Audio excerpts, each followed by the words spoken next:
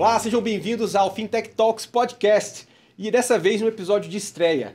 A gente voltou agora com o Fintech Talks, muito na ideia de fazer papos que você não encontra em qualquer lugar sobre inovação financeira com nomes que estão desenvolvendo e que estão tocando a inovação financeira dentro do país e também trazendo novos conceitos para vocês. Então hoje, no episódio de estreia, vamos ter aqui dois convidados muito importantes, muito interessantes para debater o tema que é ERP Banking ou ERP Banking. Então vai ter uma chance muito boa da gente entender qual que é a evolução da experiência financeira PJ dentro do mercado financeiro para os clientes e também como que eles conseguem ter, além dos produtos e serviços financeiros, uma outra forma de fazer gestão financeira de forma integrada a também a prestação desses serviços pelas instituições. Para estar nesse papo com a gente, estou aqui com o Walter Pinheiro, que ele é superintendente de gestão financeira e fluxo PJ no Itaú BBA. No Itaú, lá no Itaú BBA você é a passagem anterior, né? Tudo bem. E a Aurora Sul, que é Chief Revenue Officer da OMIE. Pessoal, eu sempre gosto de começar tendo um pouco da introdução, vocês poderem falar um pouco de vocês, até para a audiência conhecer a passagem de vocês dentro da instituição e a área que vocês desenvolvem também. Começando com a Aurora, por favor. Obrigada pelo convite, Bruno. Um prazer estar com o Walter, meu colega aí de trabalho, inclusive, super parceiro. Eu, além da minha função como responsável de receita dentro da OMIE, que é uma scale-up, eu sou diretora de um grupo de mulheres chamado Elevate Network. A gente cuida do Chapter Brasil. É um grupo incrível, que a gente está comemorando 15 anos esse ano. E é muito bacana ver a transformação das mulheres, né? Um grupo que já conta com mais de 1.000 mulheres, executivas, empreendedoras, profissionais liberais. E, além disso, também, eu sou co-founder de um instituto social, a gente fala que é uma startup social, chamada Aqui Posso Mais, que usa dados e tecnologia para poder transformar a vida de pessoas muito vulneráveis. Ótimo, muito obrigado. Passei pelo segmento, contando um pouco de mim, da minha carreira, passei pelo segmento de telecom. Passei pela NET, Telefônica Vivo, fiquei 10 anos na Vivo. Foram as primeiras passagens, então? As minhas primeiras passagens. E aí um dia eu acordei e falei, telefone fixo vai morrer, banda larga tá virando commodity. Eu falei, eu preciso mudar e fazer alguma coisa no qual eu acredite. E estava emergindo um segmento que era de tecnologia naquela época. Eu falei, eu preciso trabalhar nesse mercado sexy. Ótimo. E aí surgiu uma oportunidade de eu sair do grupo, né? Aproveitei um programa de demissão incentivada e fui para o mercado. Foi difícil, viu? Porque o mercado era super preconceituoso, com pessoas que não eram formadas em engenharia, né? Que desenvolvedores, programadores. Eu sou administradora de empresas. Mas mesmo assim, acabei indo para a TOTUS. Fiquei lá 5 anos. Criei a área de eficiência comercial e depois toquei a área de canais de distribuição e operações, fui a diretora de operações. Isso no mundo de ERP, né? A gente quer um papo legal aqui, que é a conexão da nossa conversa. Exatamente. Meus últimos 11 anos eu trabalho nesse mercado de ERP. Depois eu fui diretora da Lynx, antes da Stone. Passei 2 anos lá como diretora de estratégia comercial.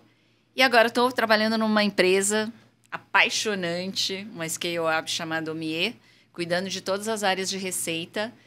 A OMIE é uma empresa, é a plataforma número 1 de RP para PYMEs, para pequenas e médias empresas do Brasil.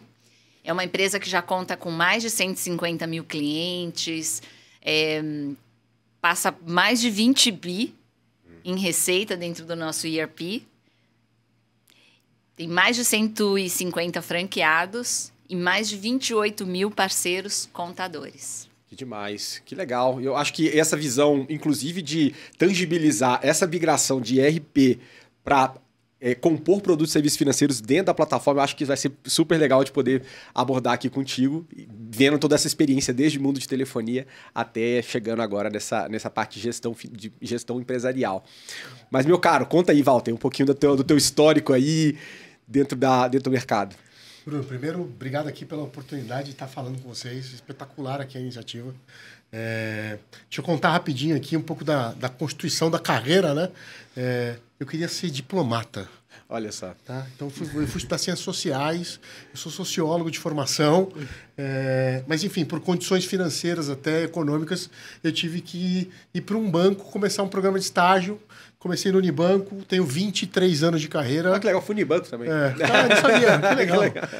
Enfim, Unibanco, depois formação dentro do Unibanco, fui trabalhar no Citibank, do Citibank trabalhei no Santander, passei também pelo Boston, e ali eu tive experiências tanto locais quanto regionais ou até internacionais, para olhar para fluxo financeiro de pessoa jurídica, sempre trabalhei nessa estrutura, atendimento comercial, relacionamentos comerciais, e aí a operação do Boston foi adquirida pelo Itaú, né, em 2006, e desde 2006 estou no Itaú BBA e também no Itaú Unibanco. Acho que uma grande transformação para a carreira foi quando eu recebi o convite para assumir uma área de produtos, porque, enfim, eu fui officer, depois fui head, depois superintendente comercial de pessoas jurídicas, de relacionamentos de pessoas jurídicas, e eu nunca imaginava que poderia haver a possibilidade de tocar uma agenda de produtos. É transformacional na minha vida, assim, eu não me vejo em outra condição de que não sendo um Produtec aqui, e tenho estudado muito para tentar continuar nessa condição.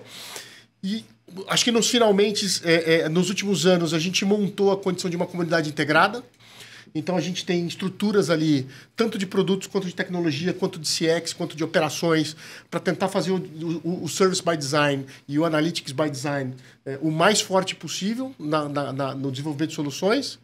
E acho que a gente tem um lema dentro da cultura do banco que tem cada vez mais se colocado, que a gente não sabe tudo. Então, essa condição de quase que de humildade, ela é super importante. Por quê? Porque a gente tem um ecossistema de parcerias para desenvolver aqui soluções para atender necessidades das dores dos clientes pessoa jurídica.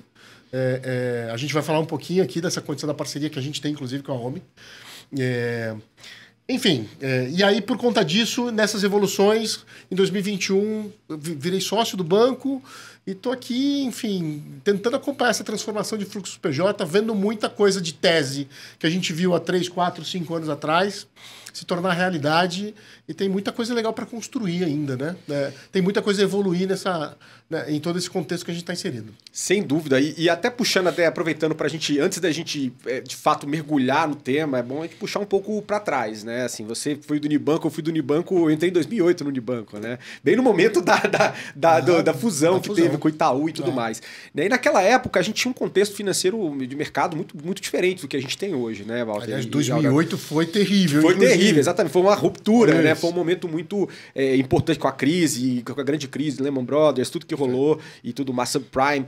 E aí a gente viu a partir daí que foi também um impulso para que todo o desenvolvimento do mercado de inovação financeira, né? De vários, inclusive, novos players que surgiram a partir daquele ponto. E aqui no Brasil, mais especificamente, a gente viu desde a entrada de neobanks, a gente viu a própria OMIE, que nasceu em 2013, né? Também Sim. completando aí 10 anos. Então tivemos uma explosão de diferentes soluções que passaram a povoar o mercado. Players alternativos de pagamento, teve toda uma revolução do pagamento, seja com os mini POS, né? As pequenas maquininhas. Subadquirentes. Né? Subadquirentes também, teve todo um ecossistema que se formou nisso. E aí a gente olhando mais para cá, a gente tem esse novo passo evolutivo da forma como a experiência do consumidor, principalmente PJ, passa a ter quando você integra, né, um ERP, né, um Enterprise Resource Planning, uma plataforma de gestão, né, integrada junto com serviços e produtos financeiros. Né? Como é que vocês entendem esse processo evolutivo até a gente chegar aqui? E principalmente dentro do negócio de vocês, dentro da empresa de vocês, como é que essa conversa amadureceu para chegar nesse ponto, né? Porque, em tese, né? Então, inclusive, deixando aqui esse livro aqui, que foi A Nova Lógica Financeira, que eu escrevi em 2021, ele aborda o tema ERP Bank, né? O que é isso e tal, mas o assunto ainda era muito incipiente. A gente não tinha casos tão concretos. Existiam especulações ou uma possibilidade, uma tendência, uma nova fronteira que está muito clara de acontecer. Mas uma coisa é a gente pensar nisso e outra coisa é a gente ver a especificidade de como isso roda na prática com as diferentes empresas. Eu queria ouvir um pouco de vocês como isso se deu, né, esse clique evolutivo, né? Começando com você, Walter, como é que foi esse papo lá no Itaú e depois eu passo para a Aurora. Acho que quando a gente fala 2008, 2009, 2010, as adquirentes, talvez, o mercado de transação financeira de pagamentos no Brasil, acho que não acreditou muito no que poderia acontecer. E aí eu vou explicar o que eu estou dizendo. Empresas de tecnologia, naquele momento, já se comportaram em entrar em fissuras que os bancos, os grandes bancos, não conseguiam atender. Seja por condição ali, subadquirentes se constituíram por conta de conciliação, por conta de informação, constituição de dados, melhoria de jornada. Então, isso foi super importante para que a gente aprendesse um pouco dessa condição quando a gente olha para essa transformação que está vindo agora. Acho que esse é um ponto importante. Mas a tecnologia ainda também se desenvolveu para conseguir atender o que a gente está vendo agora. A pessoa física teve também bons pontos de disrupção, que foram acelerados no final da década e no início dessa, inclusive por conta de pandemia. Perfil do novo consumidor, a escalabilidade de soluções que conseguem se constituir personificadas e assim por diante. Na pessoa jurídica, a gente vê uma performance disso acontecendo nesse momento. Sim. E aí eu volto a trazer o ponto de que não dá para ser bom em tudo o tempo todo. Essa nova arena competitiva, que está sendo, inclusive, foi muito acelerada pelo próprio regulador, fez com que a gente não fizesse só competição, mas que a gente também tivesse colaboração. E é um pouco disso que a gente vem entendendo. Então, assim, como é que a gente atende necessidades específicas, sendo que talvez eu não precise desenvolver dentro de casa? Né? Não faz sentido, né, eu desenvolver dentro de casa. E aí, naturalmente, a gente começa a criar um marketplace de soluções com parcerias, com desenvolvimentos e naturalmente suportado por um avanço tecnológico importante, desde o contexto de cenário econômico até regulatório. Sim, né? Sim. Enfim, APIs e tudo que a gente tem visto aqui sobre essa condição. Acho que, e perspectiva para frente, Bruno, acho que a gente não deixa mais esse modelo voltar ou retroceder, porque é um retrocesso.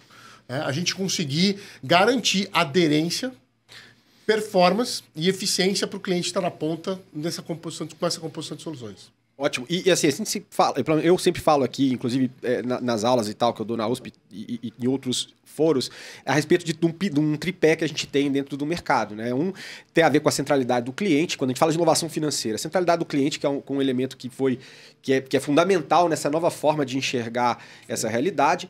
A tecnologia, porque ela é um meio, mas não é um fim, mas ela está ali. E, por fim, a gente tem o regulatório, né, que também avançou muito. E o mais legal que você me coloca é essa visão ecossistêmica que a gente passou até agora, mais recentemente, principalmente quando a gente pega os grandes players, né? Você vê o Itaú com essa visão de colaboração em parceria e tudo mais. E nesse ponto acabamos também chegando na UMIE, né? Eu queria até ouvir um pouco de como é que você faz essa leitura, Aurora, a respeito dessa evolução que a gente tem passado, desembocando aqui no RP Banking, e também do lado da UMIE, como é que ela introjetou isso e eventualmente até com a parceria que iniciou com o Itaú lá atrás, né? Perfeito. Nossa, eu concordo muito com o que o Walter falou.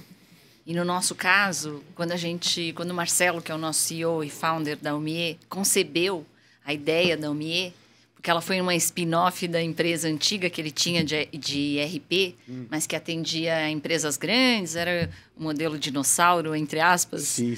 Que era um RP mais tradicional. Ele, no PPT, ele já tinha colocado que o RP seria um hub de serviços financeiros. Que legal. Já veio pré-concebido com essa ideia. Por quê? Porque serviços financeiros é uma necessidade do cliente. No nosso caso da PJ, que é constante na vida dele, diária.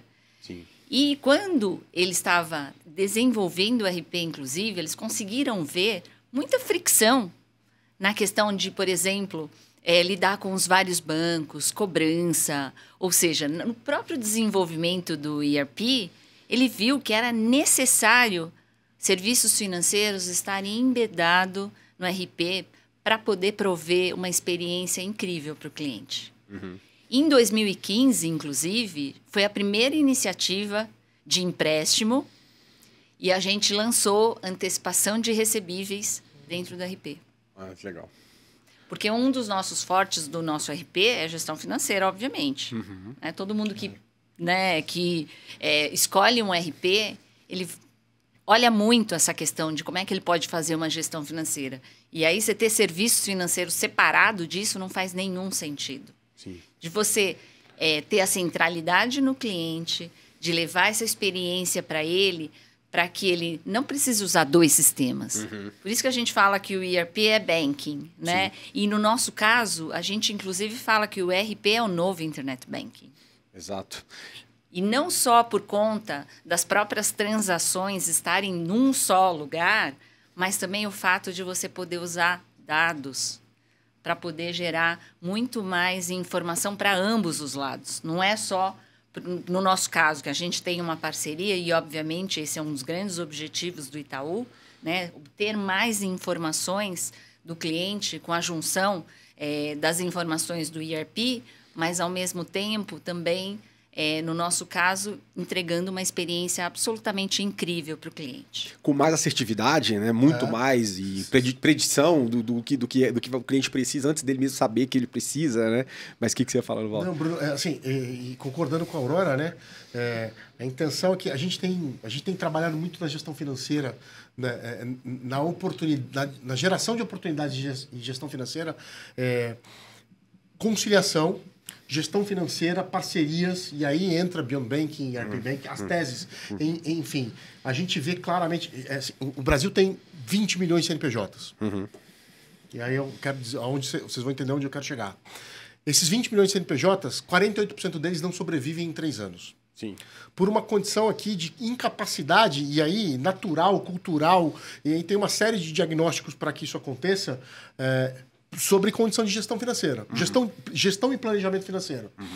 Então, quanto mais a gente estiver conectados, dando oportunidade para que a gestão, a transação aconteça mais fácil, eliminar o alt-tab, a gente vai trazer a possibilidade de que o empreendedor ou o empresário foque no negócio dele. Então, essa é um pouco da condição, conceituação que a gente vem trazendo aqui para que esse tipo de parceria que a gente montou com a OMI funcione. Inclusive, sob o aspecto e condição de experiência. Eu costumo brincar dentro do banco e dizer que a gente... o WhatsApp entra na vida do brasileiro de 60 a 70 vezes por dia. Sim. A gente acorda, olha para o WhatsApp, olha para o Instagram, olha para o Facebook, olha para qualquer outra plataforma. Mas a gente não abre o app do banco. Exatamente. Na pessoa física e na pessoa jurídica menos ainda. Então, quanto mais serviços financeiros agregados a gente conseguir constituir para que aquela gestão evolua, melhor, inclusive, sobre o aspecto de relacionamento que a gente quer buscar. E, naturalmente, dados e experiência, etc. Esse eu acho que é um pouco do futuro, porque cada vez mais a transação financeira ela tende a ser commodity. E ela vai ficando cada vez mais no background também, né? Antes ela saltava, né? Você... Até hoje você ainda tem esse componente, mas quanto mais você evolui em termos de experiência, ela vai ficando no background. Tanto que a questão do próprio pagamento sem contato, que a gente já vê, ele já mostra pra gente, né, a experiência que o Uber trouxe da gente sair e nem lembrar de pagar nada, de apertar nada para pagar. E no dia a dia mesmo, né? Quando a gente fala de experiência de uma empresa, você falou, acho que a questão do alt-tab também é um exemplo que eu gosto de usar bastante. Porque no final do dia, né, não faz muito sentido você passar todo o tempo como uma pessoa que trabalha na empresa, você está, às vezes, dedicado ali no ERP, né? Nisso, planilha, né? E-mail, mas no final do dia você está controlando a empresa dali. Né? Você ter que sair daquele environment, né? Daquele ambiente, para ir para outro, para poder realizar uma transação, é uma coisa que não cabe nem em outros cenários tecnológicos que a gente já encontra na nossa vida hoje. Se né? eu puder fazer uma analogia humilde, eu falo muito que a gente não precisa, não necessariamente necessita de 2 fornos para assar o pão. Então, sentido, essa condição é super importante e vai facilitar a vida de quem está gerindo o negócio, né? Naturalmente. Sem dúvidas. E você falou uma coisa de competição. Uhum. Eu acredito muito na parceria justamente pensando no contrário disso. Porque o ERP tem a sua complexidade. Sim. O banco tem todas as suas questões bastante focadas em serviços financeiros. Para que desenvolver um ERP com a complexidade desse produto? E por que não unir forças e trazer... E no nosso caso, a mesma coisa. Por que não? Poxa, a base do Itaú é gigante. Sim. dentro das empresas brasileiras, né? A penetração é gigante. Por que não unir forças e, na verdade, pensar no cliente, né? Esse olhar na centralidade do cliente para poder prover a melhor experiência para ele? É o que ele quer, o que ele precisa.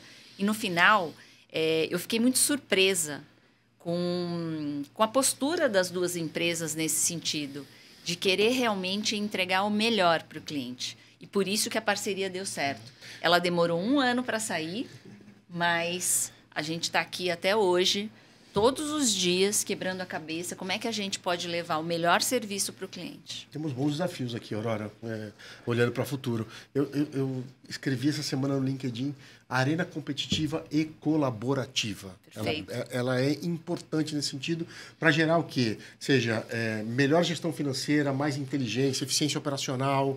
Tem uma série de benefícios para a pessoa jurídica hoje nesse contexto. Como avançou na pessoa física, como eu disse. Então, assim, temos bons desafios aqui pela frente. Acho que seria legal, até aproveitando, Aurora, você contou um pouco sobre a parceria. Seria legal retomar e falar um pouquinho sobre como se deu essa parceria, né? Aquele comecinho, né? Como que o Itaú identificou que existe essa necessidade, né, de prover o que a gente chama de serviços financeiros, né, beyond bank, que é além dos produtos e serviços financeiros, para atender às dores do cliente, que não são só aquelas do produto e serviço financeiro que ele vai consumir, né? Acho que vamos bate-bola aí, Aurora, quem puder puxar. Você contextualiza bem melhor que eu. A gente quer deixar o cliente transacionar da onde ele estiver. E esse eu acho que talvez seja a nossa grande ambição. Mas acho que a Aurora pode falar bastante do nosso histórico aqui. Eu vou contar um pouco como é que foi a parceria. Boa. E aí talvez você possa trazer até um pouco do backstage, um pouco antes, porque eu peguei do ponto que o Itaú nos procurou. O Itaú fez uma pesquisa com os clientes dele. O Itaú tem 1,8 milhões de clientes, PJ. Ele fez uma pesquisa, já com uma cabeça já inovadora do banco, perguntando para os clientes como é que eles poderiam ajudar mais. Sim. Na gestão da empresa dele e já com um pensamento beyond banking. Sim. Né? Não precisaria ser necessariamente em serviços financeiros, mas que poderia ir além. E, incrivelmente, a resposta foi, poxa, vocês poderiam nos ajudar com o sistema de gestão. E que ele fosse integrado. Porque isso faz realmente com que a gente ganhe produtividade e eficiência, se a gente conseguir fazer tudo dentro do mesmo lugar. E aí eles pesquisaram 500 empresas de RP no Brasil. Olha. E nós fomos disparados o melhor RP em todos os requisitos que eles elencaram para entender realmente o parceiro que seria o primeiro parceiro de uma iniciativa do banco chamada Plataforma Itaú Meu Negócio.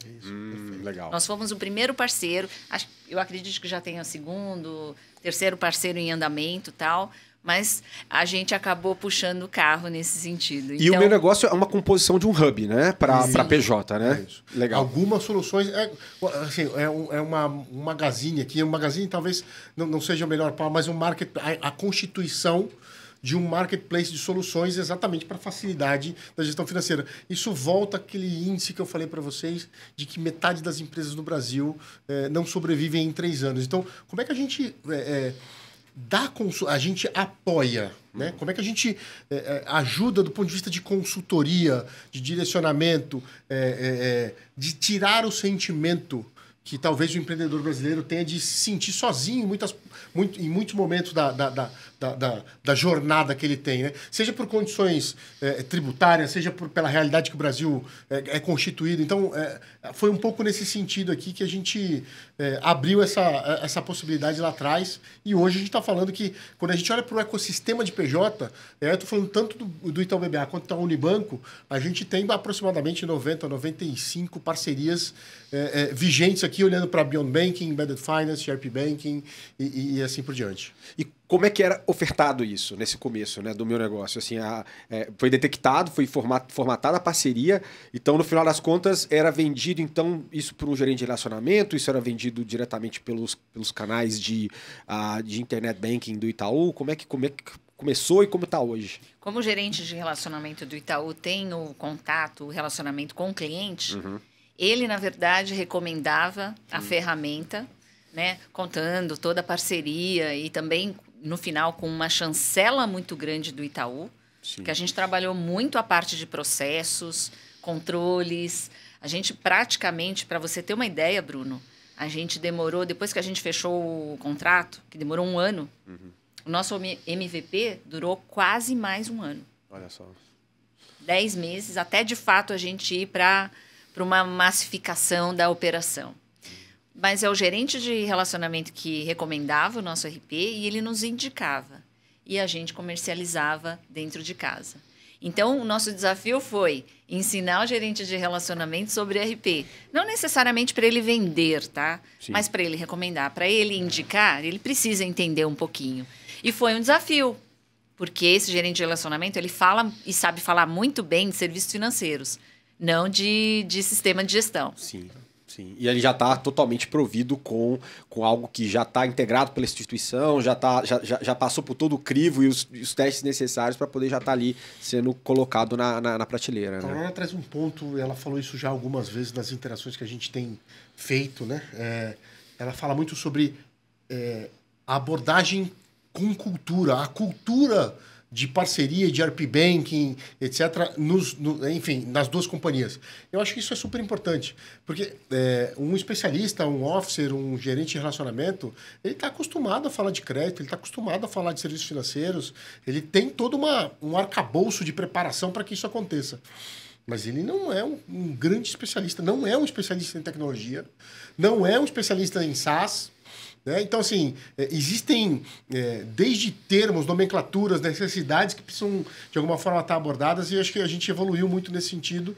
E a gente também tem evoluído muito na condição de tentar ter uma abordagem muito digital. Então, gerar condições de leads aqui, de oportunidades nos canais digitais das duas empresas para que a gente consiga evoluir também nesse processo de penetração, conversão e ajuda que a gente quer fazer. E reforçando o componente consultivo, indo além daquilo que você espera de uma instituição financeira também, né? Mas aí eu queria entender também de vocês, eu acho que é um recorte legal para a audiência entender, né? Que tem essa parceria vigente com a OMIE, onde os officers, o gerente de relacionamento, ele vai fazendo essa oferta. Por outro lado, a gente também tem o Itaú, que fechou a joint venture com a TOTUS, né? Que é também um dos principais players de RP para talvez empresas num perfil maior, né?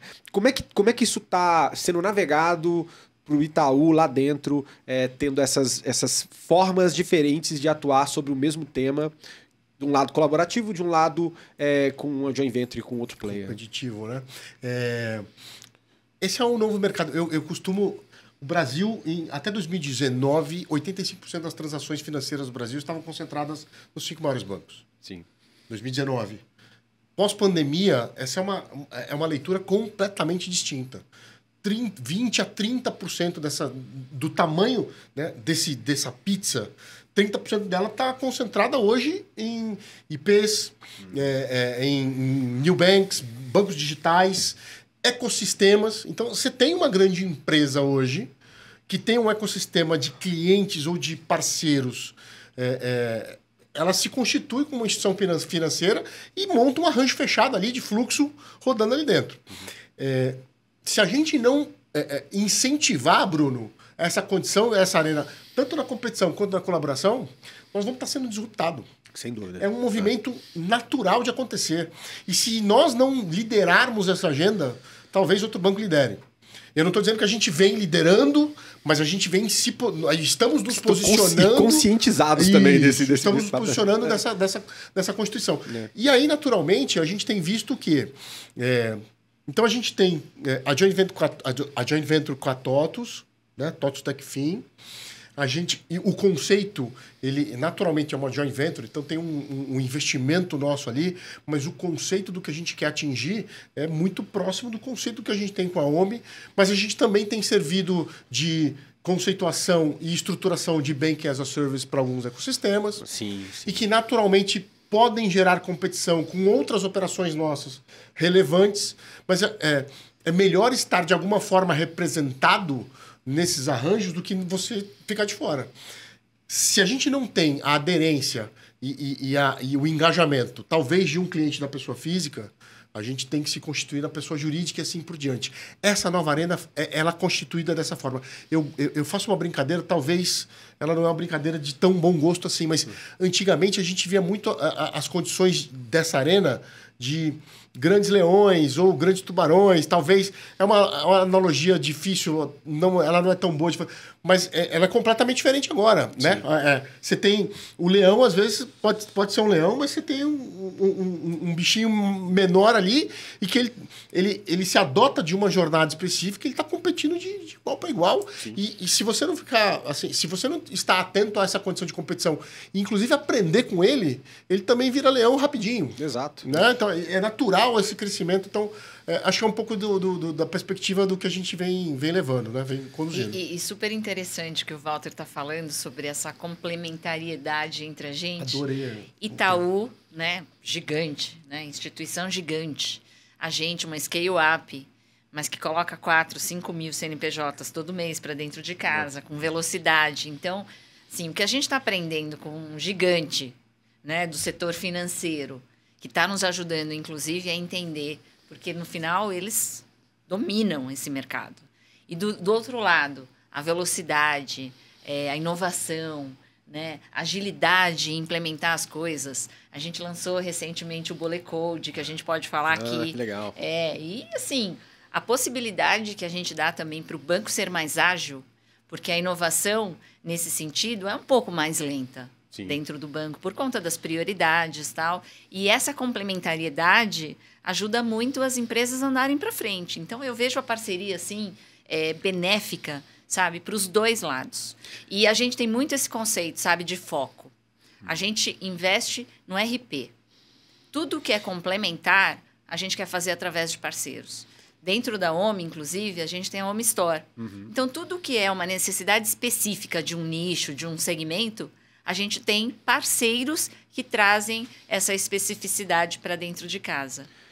Por isso que a gente tem, assim, muito foco no desenvolvimento do RP, do back-office. Que na verdade é a ponta de lança de vocês, né? Da onde vocês nasceram.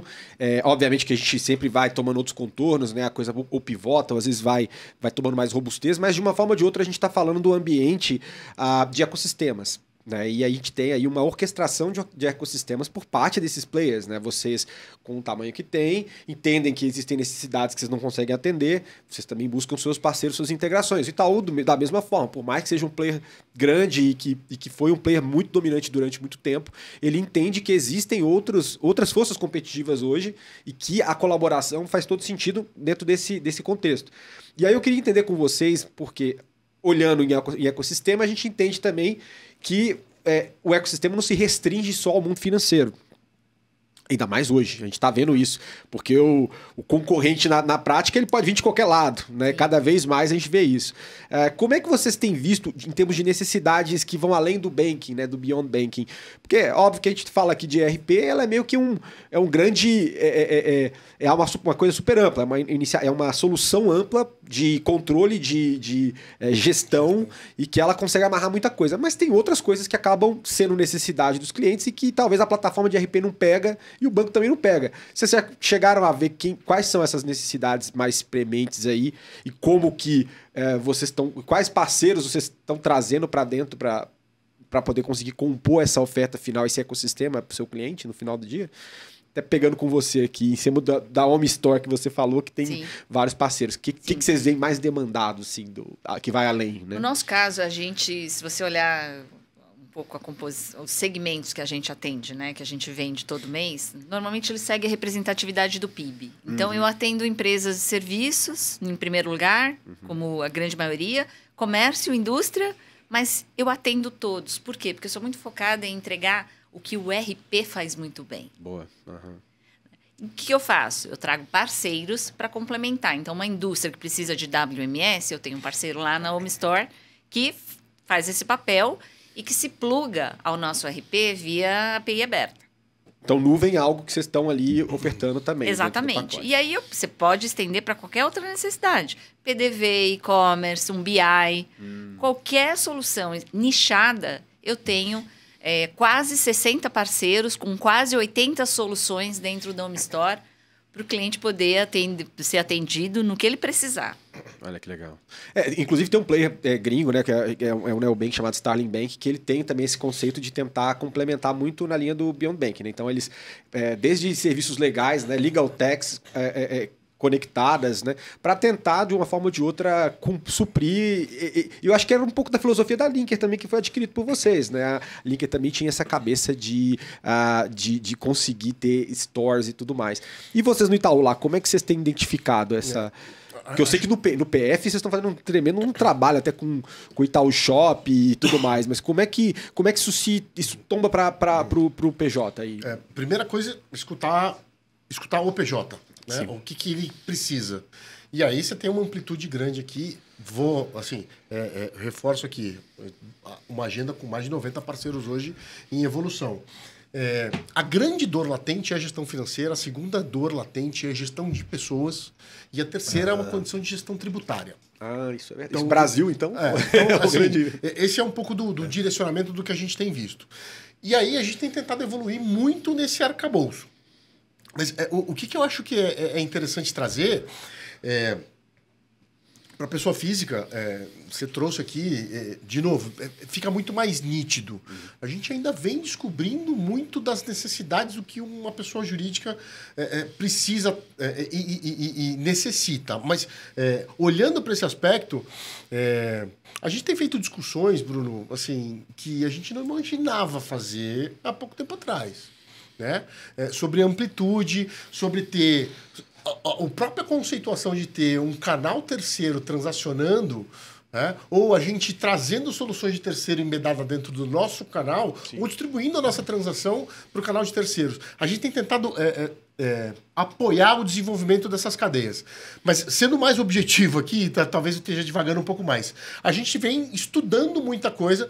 Tem um ponto que talvez uma empresa de tecnologia com essa velocidade, né? Como a OMI, a gente não consegue ter.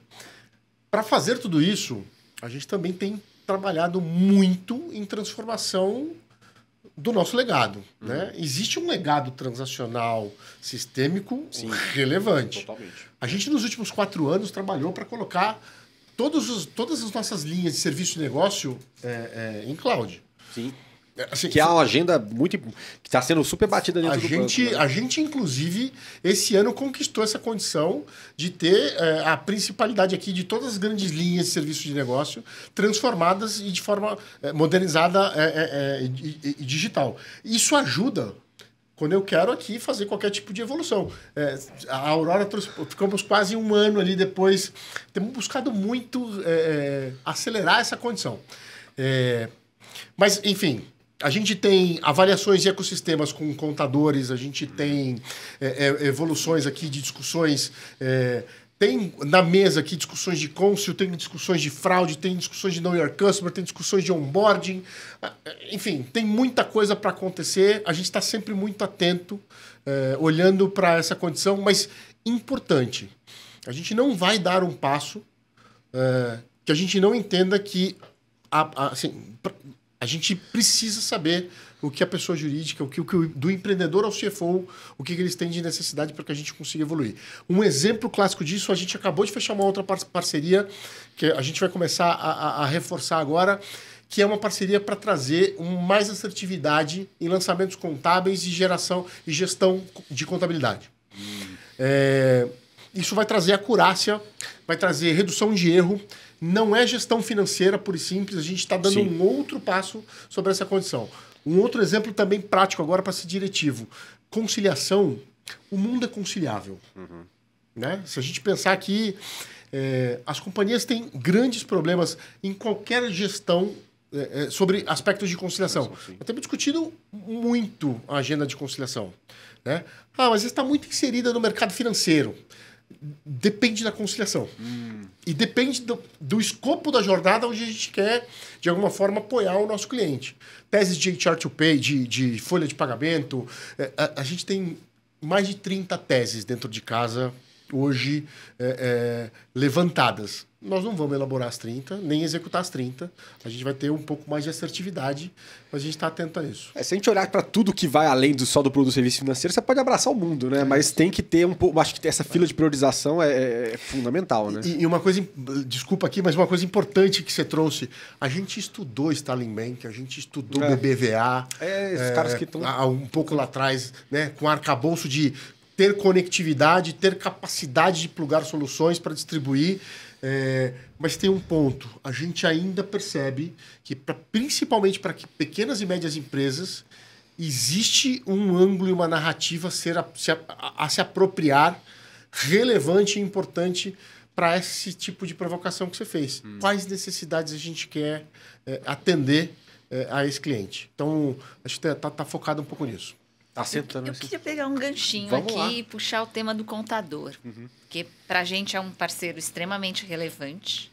E eu acho que foi um ponto, inclusive, que o Itaú olhou com um olhar assim de diferencial competitivo que a gente tem. E a gente começou lá atrás, inclusive, obviamente todo mundo começa com o Google Ads, né? Sim. O processo de aquisição. Mas aí o Marcelo, o nosso founder, viu uma oportunidade gigante de transformar o contador como um agente de transformação das pequenas e médias empresas no Brasil. Sem dúvida. Você sabe que, assim, as grandes empresas, elas têm muito acesso. Acesso à tecnologia, acesso a crédito, acesso a talentos, pessoas. Grandes empresas contratam grandes talentos, né? Ou seja, muito acesso a tudo. Inclusive, assim, lobby, se for necessário fazer, eles têm força para fazer. As pequenas e médias empresas, não. Não tem acesso a praticamente nada disso. E na nossa visão, o contador é esse agente. E a OMI vai ser o meio que vai poder propiciar com que esse contador faça essa transformação nas pequenas e médias empresas. Porque, no final, a gente leva tecnologia, a gente leva serviços financeiros, a gente dá crédito, a gente ajuda ele, inclusive, a gente tem uma solução que a gente também tem soluções de produtos contábeis. E a gente, dentro da nossa solução de produtos contábeis, que é o nosso ERP contábil, a gente tem folha de pagamento, por exemplo. Então, a gente já começa também a trazer um olhar sobre pessoas para as empresas através do contador. Então, eu queria trazer muito a figura do contador, porque ele realmente é um agente transformacional para poder levar prosperidade, principalmente para as pequenas e médias empresas. Sem dúvida, ele está no front, né? Na verdade, ele é a pessoa, ele é o profissional que está no front para poder fazer isso. É necessário, né, você ter a figura dele para assinar demonstrativo, para poder, enfim, conduzir a empresa nesse processo. E, com certeza, você conseguindo trazer ele para perto, né? E eu falo também, assim, todo quando a gente está falando de RP Bank e tudo mais, o poder disso aqui, inclusive de transformação da sociedade, né? Dos dados do Sebrae que a gente vê de empresas morrendo em 2 anos, né? Acho que é de 2 a 5, então é uma grande... Pô, se o cara superou 5, tá num outro estágio, mas ainda com muita dificuldade. E eu entendo que, à medida que a gente evolui na parte de entendimento de dados, o que você faz com esses dados, como você direciona esses dados na entrega de produtos e serviços contextualizados, e como é que você pega isso aqui e mostra para a pessoa, seja via plataforma de RP ou até mesmo com uma camada consultiva a mais em cima disso, a ajudar a pessoa a acertar o passo dentro do negócio. Porque às vezes são coisas, os pontos cegos pequenos, aquele ajustinho, e que ele não vai ter conseguir fazer essa leitura muitas vezes por si só. A plataforma tem condição de fazer essa leitura e ela vai fazer essa leitura. E eventualmente vai entregar esse output ali para o cliente, que é super relevante. A gente tem pensado muito em 3 grandes pilares nessa condição quando a gente olha a constituição e a avaliação de dados. A gente tem por aproximadamente 70 petabytes em dados constituídos hoje, organizados, para que a gente propulsione uma visão de consultoria, de direcionamento e de apoio para o pequeno e médio empreendedor, pequenas e médias empresas. Esse público tem uma relevância na economia brasileira gigantesca. Total. Eles detêm maior parte dos empregos formais que geram a economia hoje. 30% a 35% do PIB pelo menos está representado ali. E aí, esses 3 pilares vão ser grandes direcionadores quando a gente olha para o futuro, que é, naturalmente, uma concessão ajustada do crédito, mas pressupõe que ele tenha todo o suporte de uma gestão e planejamento financeiro. Sim. E que ele tenha facilidade na condição de tocar este dia a dia. E aí é onde eu quero chegar. A gente tem comprovadamente... a gente comprovou isso com a parceria, que a gente sai de 7 a 8 passos, que uma pequena empresa hoje tem na hora que ela precisa gerar uma cobrança ou buscar aqui um recebimento contra o Bruno a favor dele, e com a nossa parceria são 3 passos. Olha só. A gente está falando de pelo menos 50% de tempo a menos nessa condição. Então, esses 3 pilares, crédito, planejamento financeiro e fluidez transacional aqui para a operação acontecer, e naturalmente com esse arcabouço de dados, acho que esse é um pouco do caminho aqui, do nosso futuro aqui para apoiar esse setor. Eu vou trazer um dado adicional de dados. A gente tem um índice, OMIE, de desempenho econômico que a gente criou. Virou um índice, inclusive, que hoje é veiculado pelos grandes veículos. Aí, a Miriam Leitão, inclusive, todo mês ela fala do nosso índice, porque é um índice que a gente consegue entregar para o mercado com uma velocidade. Então, eu falo, por exemplo, o que aconteceu com a Black Friday 2 dias depois que acabou a Black Friday. Eu consigo entregar esses dados para o mercado. E uma coisa que a gente constatou é que as empresas que realmente têm uso intensivo de RP, elas crescem 50% a mais que a média de mercado. Olha só. E a gente fez, inclusive, vários filtros para poder realmente comprovar essa tese. E, de fato, assim, principalmente a pequena e média empresa, ela precisa de produtividade e eficiência. Ela não tem gente, normalmente é o dono que tem que fazer tudo. Então, tudo, né? Mais ainda é necessário esse ganho de produtividade e eficiência que o RP pode propiciar para ele. Nessa automatização, nessa entrega, divisão de dados, e a gente acabou realmente comprovando que essas empresas crescem mais. E é interessante, tem todo um elemento educacional também, né? Assim, acho que o brasileiro ele tá aprendendo, e você tem que demonstrar de uma forma muito clara que esse ganho de produtividade, esse ganho de controle que ele tem, uma vez o cara bota a mão nisso, às vezes ele até pode relutar, mas uma vez que ele bota a mão nisso, ele não vive sem, porque no final do dia é uma mão na roda tremenda. Como é que vocês sentem ainda, se ganhou muito em relação à resistência que o brasileiro tem, ou talvez tenha ainda, sobre utilizar, ou se tem algum preconceito de achar que é caro ou complexo? Vocês chegaram já a fazer essa leitura? A gente fez algumas avaliações e cruzando pessoa física e pessoa jurídica, né? O brasileiro gosta de novas tecnologias. Ele é aderente. Precisa ter aqui uma jujuba, né? Brincando aqui a questão da jujuba, né? De ter um incentivo sobre esse aspecto.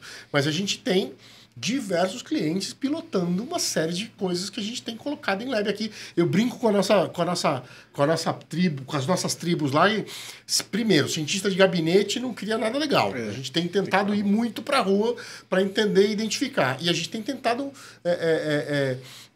testar muita coisa. E tem muita aderência. Né? E isso vai dar um pouco do direcionamento do que a gente quer acertar lá na frente. Então, a perspectiva aqui, Bruno, é que assim, a gente tem... eu não vejo grandes resistências na adoção de novas... Seja tecnologia, seja um novo canal, seja uma nova jornada, uma produtização diferente. A gente tem constituído isso muito bem. E o legal é que tudo isso é possível, é tangível hoje, assim. Eu olho para trás, assim, a gente para... E todo o papo que a gente está tendo de principalidade, seja de PF ou de PJ, para PJ eu não tenho dúvida que passa por aí, porque você precisa ter... É mais controle, é mais proximidade, é uma experiência muito superior ao que a gente já havia consumido aí em produtos financeiros anteriormente, né? Como é que vocês veem, inclusive, quando a gente soma tudo isso, graças também a novas tecnologias, o Open Finance, por exemplo, é um elemento que também ajuda a dar cola nisso, iniciação de pagamentos, tudo isso são infraestruturas que vão sendo colocadas, vão sendo adicionadas e que permite fazer coisas que não eram nem olhadas antes, né? Como é que vocês veem também essa composição do que a gente vê de possibilidades dentro dessa entrega? Eu vou puxar aqui, Aurora, depois. Não dá para não olhar. É importante trazer isso. Quando a gente fala, por exemplo, em algumas jornadas que se constituíram por conta do Open Finance como agregação. Não por conta do Open Finance. A gente já via aqui jornadas de agregação usando outras tecnologias, scrapping, etc. Falamos de eficiência, falamos de gestão com mais profundidade, assertividade e acurácia. a pessoa jurídica ter um canal só, olhando para a ambientação de todo o universo financeiro, e não só Open Finance, né? Open Finance, OpenX, Sim. na totalidade do conceito, traz um benefício naturalmente muito, muito forte. A gente tem uma forma de constituir poderes e acessos e consentimentos do Brasil que trouxe um pouco de dificuldade nessa rampagem do Open Finance, mas do lado do PJ, principalmente. Exatamente. Principalmente do lado do PJ, e principalmente quando você começa a olhar para companhias que têm uma atividade maior. Mas a gente vem acompanhando de forma muito, muito, muito firme, muito próxima de tudo que está acontecendo. Eu vou brincar aqui, a gente tem iniciativas de tentar pedir cerveja pela geladeira. É incrível. E é a fronteira que dá para chegar. Quando a gente traz PIX com arcabouço tecnológico, sustentação de APIs e a iniciação de pagamentos, que já é uma realidade, isso é totalmente factível. Exatamente. A gente tem vários exemplos aí de você estar dirigindo o carro e falar, quero fazer um PIX por hora. Né? E aí você evoluir com a transação. Tem alguns pilotos acontecendo, enfim. Então a gente está super atento a essa condição.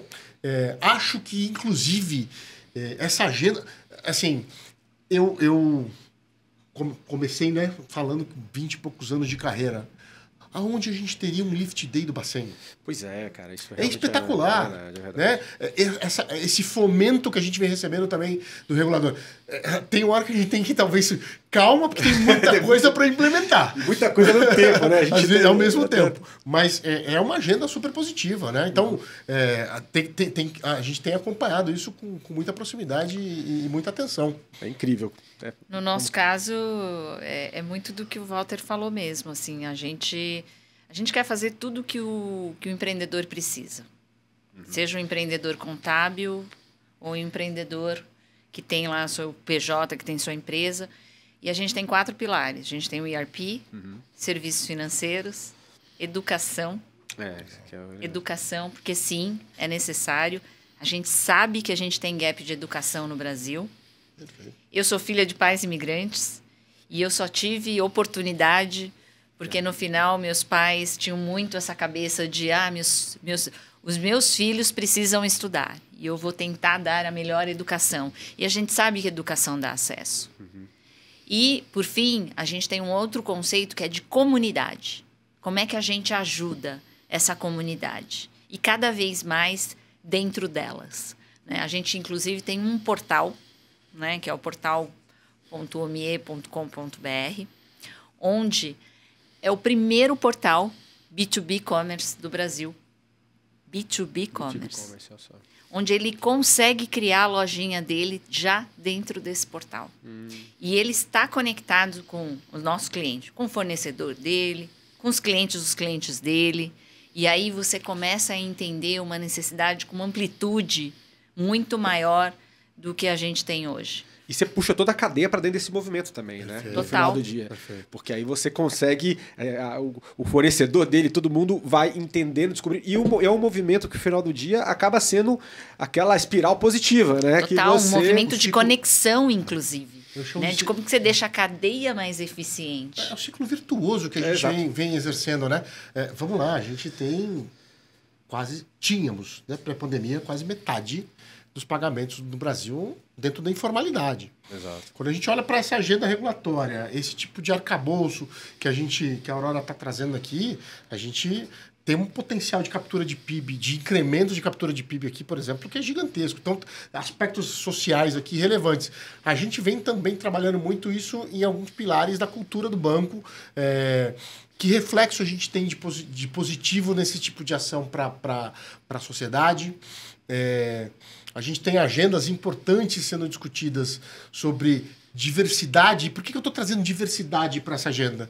Porque diversidade de pensamento é super importante. Dentro de todas as diversidades que naturalmente são muito importantes, a de pensamento para a constituição dessas revoluções também é super importante. Então, total sentido aqui essa visão, né? E você vê que é um movimento que aparentemente não, objetivamente melhora a experiência do usuário e tudo mais, mas a reverberação disso é muito grande, a gente consegue incluir e muito mais também fazer um impacto social e tudo isso de uma forma muito interessante e diferente com esses elementos que a gente tem. Pessoal, a gente está aproximando aqui, chegando perto do final do nosso papo. Não tô acreditando. Voou, né? Voou, mas assim, Nossa. acho que a gente conseguiu levantar muita coisa interessante. Primeiramente, botar para a audiência que essa é uma realidade, é um lance que está acontecendo, ele era um pouco menos tangível, agora está tangível e está descobrindo seus caminhos, que eu acho que é o lance. Né? A gente tem diferentes tamanhos de instituições, com necessidades diferentes, mas é um movimento que está sendo, e a gente tem representantes aqui de instituições que estão fazendo coisas nesse sentido. E o que eu gosto de pedir agora para vocês é tangibilizar isso com uma consideração final, muito da mensagem que você quer deixar para a audiência, baseado no tema que a gente tem puxado aqui, que a gente puxou aqui nesse papo, né, sintetizando ali o que você veio passar de mensagem em nome da instituição de vocês. Aurora, começando com você. Bom, primeiro, muito feliz de estar aqui podendo dividir aí essas experiências todas. Feliz de estar falando da nossa parceria, que, assim, no final teve como objetivo a centralidade no cliente. A nossa missão, eu não sei se você conhece a nossa missão da UMIE, qual que é? É destravar o crescimento das empresas brasileiras. A gente acredita que com uma gestão mais profissional, as empresas elas vão crescer. E o problema do Brasil hoje não é que as empresas morrem, é que as empresas não crescem. Empresa que não cresce hoje morrendo também. vai morrer. Vai morrer. Então, ele está muito ligado à nossa missão e ao nosso propósito de poder realmente transformar o empreendedorismo brasileiro, porque isso transforma o Brasil. Sem dúvida. Se a gente tiver empresas prósperas, a gente vai criar esse círculo virtuoso que, no final, vai fazer com que a gente tenha um país muito melhor. Eu sou filha de pais imigrantes, já falei aqui, então, e eu tive pais que tiveram uma condição financeira muito de altos e baixos. Por quê? Porque tiveram que empreender. Empreender é uma palavra muito sofisticada para quem era imigrante no Brasil. Tiveram que sobreviver. E eu vi como era difícil. Né? Se hoje eu percebo que eu, trabalhando agora do meu lado, trabalhando com essas empresas, olhando a dificuldade que elas têm, se meus pais tivessem todo esse acesso e essa oportunidade que a gente tem hoje com a transformação que está acontecendo, eu não tenho dúvida que eles teriam uma condição muito diferente. Então, assim, eu me sinto muito feliz de poder estar fazendo uma coisa assim com muito propósito, sabe? Que a gente transforma o Brasil e a gente está fazendo isso na UMIE. E agora, com a parceria com o Itaú, nos deu visibilidade de marca, credibilidade também, né, de uma instituição financeira do tamanho do Itaú, que no final acabou nos ajudando muito a levar, né, a nossa missão adiante. A puxar essa bandeira e carregar esse movimento que no final do dia acaba impactando. É um movimento gigante, isso transforma o Brasil. Isso é incrível. Os aprendizados são mútuos, viu? Assim, importante trazer, Aurora, que a gente tem aprendido muito nesse dia a dia também com o ME, seja por questões naturalmente de agilidade, seja por visibilidade de vieses, que às vezes a gente, por ser uma instituição tão grande, por ser uma instituição centenária, a gente tem aprendido muito e isso tem sido também muito gratificante aqui, que a gente consiga evoluir. A gente está vendo frutos, né? Enfim, dessa condição do ERP Banking, da oferta e assim por diante. Eu acho que, assim, considerações finais, Bruno, de novo aqui, estou super feliz com a oportunidade, foi muito legal, ficaria aqui um tempão falando. Eu que agradeço, eu acho que começamos em grande estilo aqui no episódio de estreia, né, do podcast. E o que eu vejo, né? O Itaú tem, de forma muito diretiva, a gente tem tentado acompanhar ou até também, de alguma forma, protagonizar essa transformação que a gente tem visto. Estamos líderes, essa palavra que o Milton, essa é uma frase que o Milton, nosso CEO, fala muito, Milton Maluhy, estamos líderes, não somos líderes. E acho que talvez isso vem trazendo um pouco da condição como é que nós estamos conduzindo todos os nossos business e as nossas frentes. De pensar fora da caixa também, inclusive, para... De pensar fora da caixa, essa inquietude e não acomodação. Então, assim, de ser diverso, de assumir a condição de que a gente não sabe tudo, e que a gente precisa perguntar, a gente precisa entender como é, se tem alguém fazendo melhor, se tem alguém fazendo... Né? E naturalmente, mas tudo isso com uma condição... Tem alguns pilares, mas uma condição é super importante. Cara, a gente não estaria aqui se a gente não tivesse o nosso principal ativo. São dois, né? As nossas pessoas, mas principalmente os nossos clientes. Então, a gente está muito focado sobre esse aspecto e acompanhando todo esse processo transformacional, investindo em tudo isso, naturalmente, para conseguir fazer isso acontecer. E eu acho que a gente tem muita coisa legal para ver nos próximos anos aqui, seja para a condição de jornada, oferta, consultoria e assim por diante, né? Então, a gente quer muito continuar a condição de ser uma das lideranças aqui para atendimento de empresas, não só no sistema financeiro, mas, enfim, naquilo que eles precisarem. Incrível! Então, aqui conseguimos falar com players que de fato estão fomentando, puxando essa agenda de inovação financeira, né? Agora, nesse episódio especificamente sobre RP Banking. Agradeço muito a presença de vocês e agradeço também a audiência que acompanhou aqui esse episódio de estreia. Espero que vocês estejam ligados para os próximos episódios. A gente vai ter uma periodicidade semanal aqui para trazer inovações e discutir esse papo com quem está de fato nas trincheiras, desenvolvendo todas essas facilidades que vão acabar transformando de uma forma, não só a forma como você toca o seu dia a dia e relaciona com finanças, mas também a sociedade, como a gente pôde explorar um pouco aqui. Grande abraço, pessoal, e até a próxima.